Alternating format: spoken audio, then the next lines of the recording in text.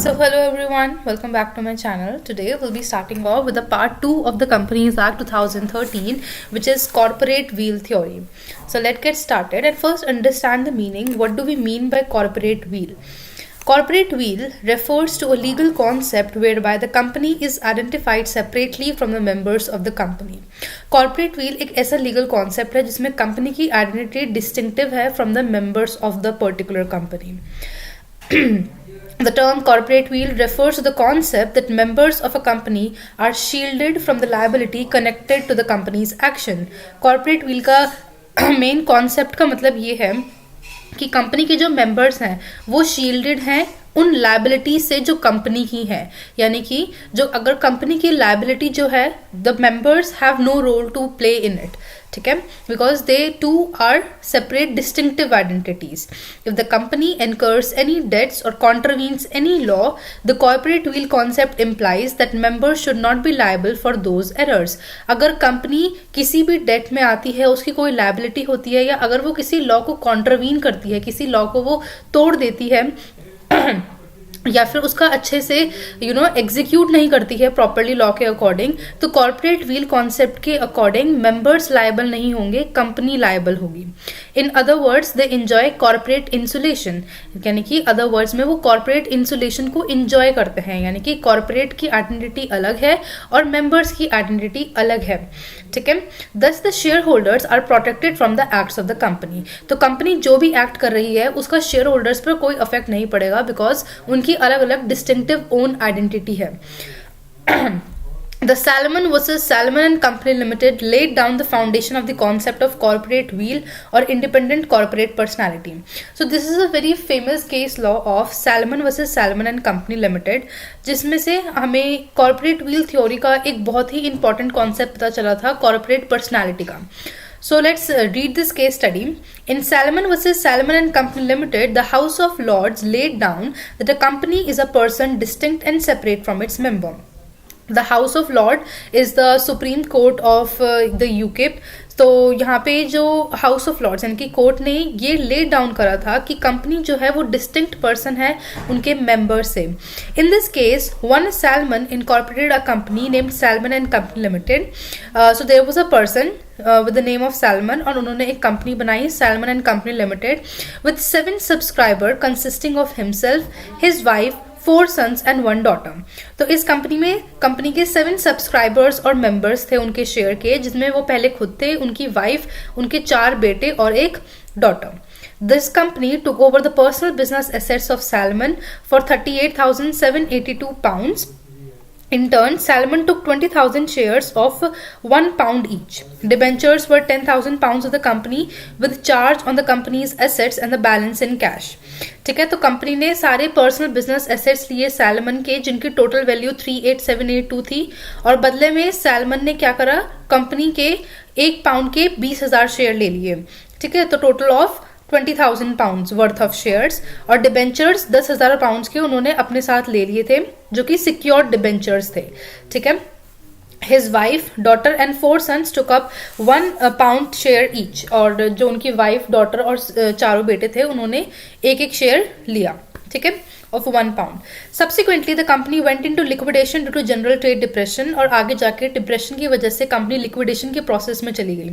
The unsecured creditors to the tune of £7,000 contended the Salmon could not be treated as a secured creditor of the company in respect of the debentures held by him, as he was the managing director of one-man company, which was not different from Salmon, and the cloak of the company was a mere sham and fraud.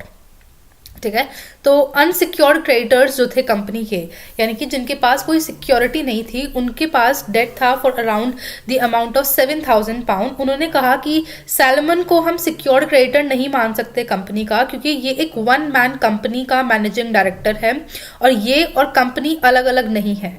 ठीक है, ये इसकी company एक sham और fraud है, और इसको सबसे पहले अपने एसेट से हमारे डेट को चुकाना चाहिए, यानी कि अनसिक्योर्ड को देना चाहिए, नॉट सिक्योर्ड, क्योंकि ये वन मैन कंपनी का मैनेजिंग डायरेक्टर है. So it was held by Lord McNaughton. तो जो लॉर्ड थे वहां पे, जो जज थे, उन्होंने ये डिक्लेयर करा that the company is at law a different person altogether from the subscribers to the memorandum. He declare कि कंपनी उन लोगों से बिल्कुल अलग है जिन्होंने उसके मेमोरेंडम पर सब्सक्रिप्शन दिया है, यानी कि जिन्होंने उनके शेयर्स को लिया है, जिन्होंने उनके शेयर्स को सब्सक्राइब करा है, उनसे वो एक डिस्टिंक्टिव आइडेंटिटी है. And though it may be that after incorporation the business is precisely the same as it was before and the same persons are managers and the same hands receive the profits. The company in not in law the agent or the subscriber or trustees for them. और ये हो सकता है कि company की incorporation के बाद वो बिजनेस सेम है, उसके जो मैनेजर्स हैं वो सेम है, जो प्रॉफिट्स रिसीव कर रहे थे पहले लोग वो लोग भी सेम है, लेकिन स्टिल कंपनी उनकी एजेंट या ट्रस्टी नहीं मानी जाएगी. Nor are the subscriber as members liable in any shape or form except to the extent in the manner provided by the act. Company की liability और death के लिए कोई भी member किसी भी shape या form में liable नहीं होगा as per the Companies Act. Thus, this case clearly established that company has its own existence and as a result, a shareholder cannot be held liable for the acts of the company even though he holds virtually the entire share capital. So, इस वाले case से हमें ये conclusion निकला, ये case हमें clearly ये establish करता है कि कंपनी की existence अलग है. अगर कंपनी के सारे शेयर्स भी एक इंसान के पास हैं तब भी कंपनी और उस इंसान की आइडेंटिटी को हम अलग से आइडेंटिफाई करेंगे. सो इवन अगर कंपनी के 99.9% of shares are held with you and still one particular share or a very small percentage of share is with another person, that doesn't mean that you and company are the same. We can say that you manages a whole big portion of the company, but your identity and company's identity would never be same because company has a separate legal identity from its members, from its subscribers or from its managing directors. The whole law of corporation is in fact based on this theory of separate corporate entity. तो similarly जो पूरा law है corporation का, यानी कि जो पूरा company act है, ये इसी corporate identity के basis पर बना हुआ है. Now the question may arise whether this wheel of corporate personality can even be lifted or pierced. Now question अब ये आता है कि क्या हम ये जो corporate wheel है, wheel यानी कि जो एक पर्दा है उसके owners के बीच में और company के बीच में, क्या इस wheel को, इस पर्दे को हम कभी उठा सकते हैं, lift कर सकते हैं या pierce कर सकते हैं? The answer is yes, but we have to first understand the concept of corporate veil theory कि किस तरीके से एक व्हील है before the owner, between the owners of the company and the company. Before going into this question one should try to understand the meaning of the phrase lifting the veil. So इस question को answer करने से पहले हमें ये देखना है कि what do we mean by lifting of the veil. It means looking behind the company as a legal person, यानी कि कंपनी की डिस्टिंक्ट आइडेंटिटी को हटाकर देखना सिचुएशन को, that is disregard the corporate identity and paying regard instead to the realities behind the legal facade. Where the courts ignore the company and concern themselves directly with the members or managers, the corporate wheel may be said to have been lifted. जहां पर court company की identity ना देखकर उनके members और subscribers की identity देखकर बताता है कंक्लूजन, उसमें हम कह सकते हैं कि कॉर्पोरेट व्हील को लिफ्ट किया गया है. Only in appropriate circumstances the courts are willing to lift the corporate wheel, and that too when questions of control are involved rather than merely a question of ownership.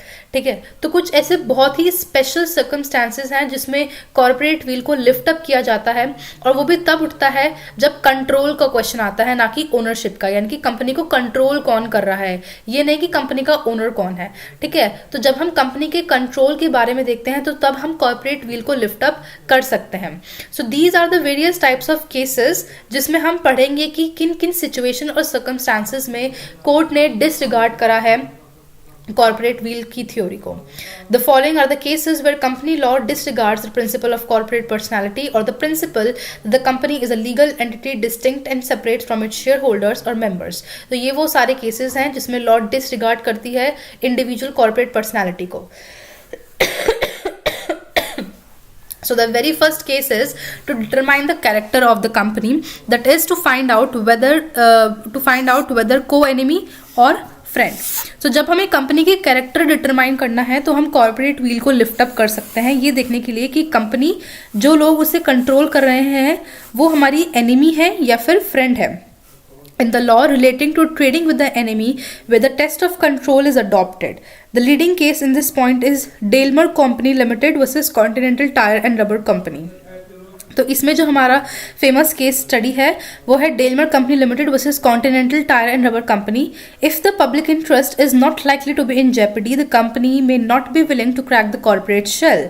ठीक है, जब तक company जिस जगह पर जिस सिचुएशन में operate कर रही है वहाँ के पब्लिक इंटरेस्ट को वो हार्म नहीं कर रही है तब तक हम कॉर्पोरेट शेल की थ्योरी को नहीं ब्रेक करेंगे. But it may red the wheel for ascertaining weather a company is an enemy company. लेकिन कॉर्पोरेट शेल को हम तोड़ सकते हैं ये असर्टेन करने के लिए, ये जानने के लिए कि क्या वो हमारी एनिमी कंपनी है या नहीं.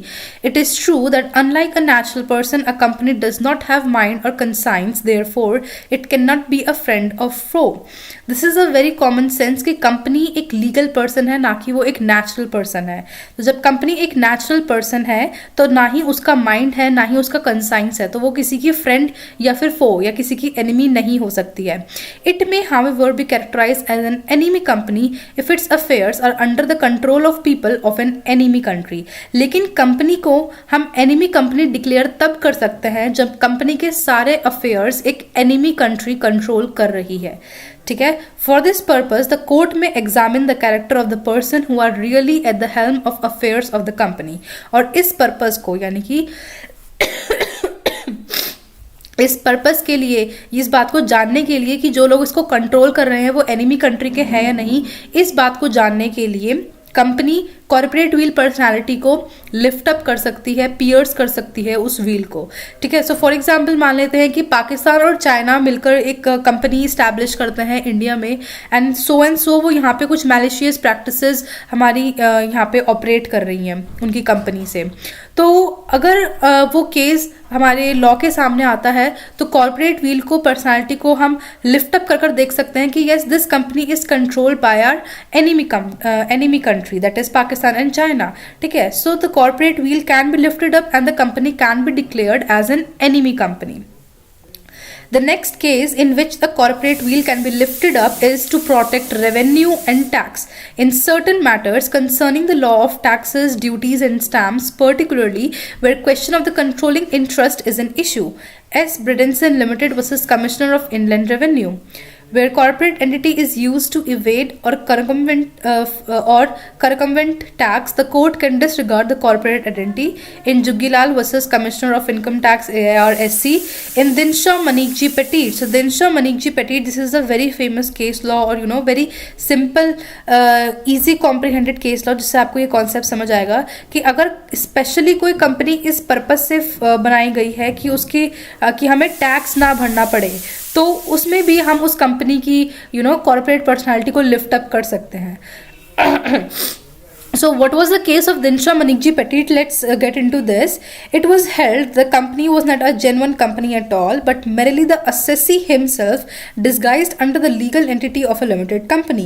The assessee earned huge income by way of dividends and interest, so he opened some companies and purchases their share in exchange of his income by way of dividend and interest. So assessee is a person who has to pay tax to the government. ठीक है, so Dinshaw Manikji Petit के पास बहुत सारी income हुई थी dividends और interest से.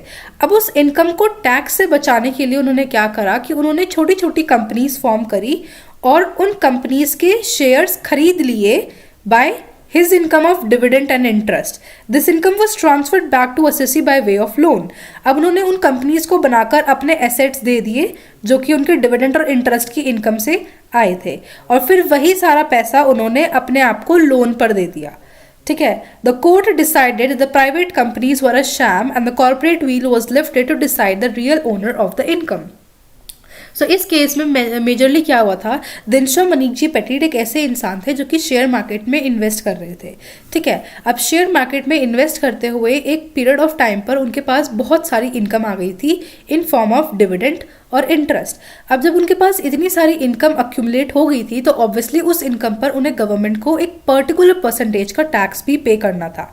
सो उस टैक्स की लायबिलिटी से बचने के लिए उन्होंने क्या करा कि उन्होंने 4 छोटी छोटी कंपनीज को फॉर्म करा और उन कंपनीज को फॉर्म कर कर उसमें अपने एसेट्स डाल दिए, अपना पैसा डाल दिया उन कंपनीज में और फिर वही पैसा उन्होंने अपने आप को दे दिया as a way of loan. ठीक है, वो कंपनी ऑपरेट नहीं कर रही थी, वो किसी काम को मैन्युफैक्चर नहीं करी थी, किसी प्रोडक्ट को मैन्युफैक्चर नहीं करी थी या किसी भी ट्रेडिंग का बिजनेस वो नहीं कर रही थी. So these companies were a sham and these were total fraud in eyes of law. तो उन कंपनीज के कॉर्पोरेट व्हील को उठाया गया, ट्रू ओनर देखा गया। The true owner was Dinshaw Maneckji Petit, who was trying to hide his real income from the government so that he can evade the tax liability. ठीक है, तो उन्होंने क्या करा कि दिनशा मनिकजी पेटिट इस लीगल आइडेंटिटी का फायदा उठाकर अपनी इनकम को बचा रहे थे, तो इसलिए कॉर्पोरेट व्हील को लिफ्ट अप कर उनके रियल ओनर को देखा गया। Now, the third case is to avoid a legal obligation, where it was found the sole purpose for the formation of a company was to use it as a device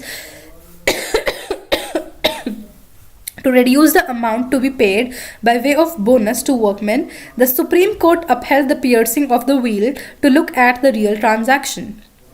किसी भी legal obligation को avoid करने के लिए अगर कोई particular company बनाई जाती है तो उस कंपनी का भी कॉर्पोरेट व्हील को लिफ्ट अप किया जा सकता है। So the very leading and famous case in this particular segment is the workmen employed in associated worker industries limited, rubber industries limited Bhavnagar versus the associated rubber industries limited Bhavnagar and another. So case law को हम पढ़ते हैं। Workmen of associated rubber industry limited versus associated rubber industry limited. The facts of the case are that A limited purchase shares of B limited by investing a sum of ₹4,50,000। ठीक है, एक company थी A limited, उन्होंने B limited के shares को purchase करा with this particular sum. The dividend in respect of these shares were shown in the profit and loss account of the company year after year. और जो shares उन्होंने purchase करे थे उससे जो उन्हें डिविडेंड मिल रहा था वो उनके P&L अकाउंट में दिख रहा था ईयर आफ्टर ईयर, जिससे कि बैलेंस शीट में अपीयर होना चाहिए। It was taken into account for the purpose of calculating the bonus payable to the workmen of the company. अब जो प्रॉफिट उनके P&L में दिख रहा था, ऑब्वियसली उस प्रॉफिट का एक सर्टन परसेंटेज उन्हें वर्कमैन को देना था as bonus. Sometime in 1968, the company transferred the shares of B Limited to C Limited, a subsidiary. और उसी टाइम पर बी लिमिटेड ने क्या करा, अपने शेयर्स सी लिमिटेड को ट्रांसफर कर दी, यानी कि अपनी एक सब्सिडरी फॉर्म कर दी जो कि टोटली बी लिमिटेड ओन करती थी। Thus, the dividend income did not find place in the profit and loss account of A Limited. With the result, the surplus available for the purpose of payment of bonus to the workmen got reduced. अब देखिए इसमें इन्होंने कितनी अच्छी तरीके से अपना दिमाग लगाया कि एक कंपनी थी ए लिमिटेड, ठीक है, ए लिमिटेड ने शेयर्स परचेज करे बी लिमिटेड के with a certain some. So this is something of irrelevant idea जो कि नहीं होना चाहिए। मान लेते हैं एक कंपनी बी लिमिटेड थी, ठीक है, अब बी लिमिटेड को बहुत सारा प्रॉफिट हो रहा था। अब जब कंपनी को प्रॉफिट होता है so obviously due to some regulations of the bonus act उन्हें वर्कमैन को उनकी प्रॉफिट का सर्टन परसेंटेज देना पड़ता है वर्कमैन्स को, ठीक है, प्रॉफिट का सर्टन परसेंटेज वर्कमैन को देना पड़ता है। अब बी लिमिटेड के प्रॉफिट दिन पर दिन बढ़ते जा रहे थे तो ऑब्वियसली वर्कमैन के बोनस का अमाउंट भी बढ़ता रहना चाहिए, लेकिन इस बोनस को पे करने की लायबिलिटी से बचने के लिए बी लिमिटेड क्या करती है, वो अपनी एक सब्सिडरी बना देती है सी लिमिटेड, ठीक है, और उस सी लिमिटेड को बनाकर उन्होंने अपना प्रॉफिट उसमें ट्रांसफर कर दिया। तो अब जब उनकी बैलेंस शीट में और उनके P&L में जब प्रॉफिट का अमाउंट कम हुआ तो ऑब्वियसली बोनस का अमाउंट भी कम हो गया, ठीक है, उस वजह से वर्कमैन के पास जो बोनस पहुंचा वो भी कम पहुंचा, ठीक है, तो उनकी लायबिलिटी इस तरीके से रिड्यूस हो गई, ठीक है। अब इसमें लॉ ने क्या डिसीजन लिया, that we are going to read. Here a company created a subsidiary and transfer to it its investment holdings in a bid to reduce its liability to pay bonus to its workers. यहाँ पर company अपनी एक subsidiary बनाती है और वहाँ पर अपनी इन्वेस्टमेंट होल्डिंग ट्रांसफर कर देती है इस व्यू से कि वर्कर्स को बोनस पे करने की लायबिलिटी से वो बच जाएगी। Thus the Supreme Court brushed aside the separate existence of the subsidiary company. तो सुप्रीम कोर्ट ने सब्सिडरी कंपनी की इंडिविजुअल आइडेंटिटी को सेट असाइड कर दिया, उसे अलग करा। The new company so formed had no assets of its own except those transfer to it by the principal company. जो एक नई सब्सिडरी कंपनी बनी थी उसका कोई भी एसेट नहीं था एक्सेप्ट कि उसके पास सिर्फ प्रिंसिपल कंपनी के एसेट्स थे, ना ही वो कोई बिजनेस ऑपरेट कर रही थी, ना ही उसकी खुद की कोई इनकम थी, वो सिर्फ डिविडेंड रिसीव करती थी अपने P&L में और रख लेती थी, वो किसी भी तरीके का ऑपरेशन कंटिन्यू नहीं कर रही थी, ठीक है। तो इसमें उन्होंने क्या काम करा, सुप्रीम कोर्ट ने सब्सिडरी कंपनी की कॉर्पोरेट व्हील पर्सनालिटी को लिफ्ट अप कर रियल ओनर और रियल इंटेंशन को लुक ऑन करा कि रियल इंटेंशन तो इस कंपनी की सिर्फ ये है कि ये सारा इनकम का पैसा अपने पास रखे अब, ताकि उनके पीएनएल से प्रॉफिट कम हो और वर्कमैन को बोनस भी कम जाए। तो इस वे में भी उन्होंने कॉर्पोरेट व्हील को लिफ्ट अप कर दिया था। Now the next point is formation of subsidiaries to act as agent. A company may sometimes be regarded as an agent or trustee of its member or of another company and may therefore be deemed to have lost its individuality in favor of its principal. Here the principal will be held liable for the acts of that company. अब कभी कभी company क्या करती है कि company को हम किसी का एजेंट या ट्रस्टी भी बता सकते हैं अगर वो पर्टिकुलर उन पर्सन के हिसाब से कंट्रोल हो रही है फॉर सम मैलिफिशियस इंटेंशंस। कैसे? That we will understand through a case law.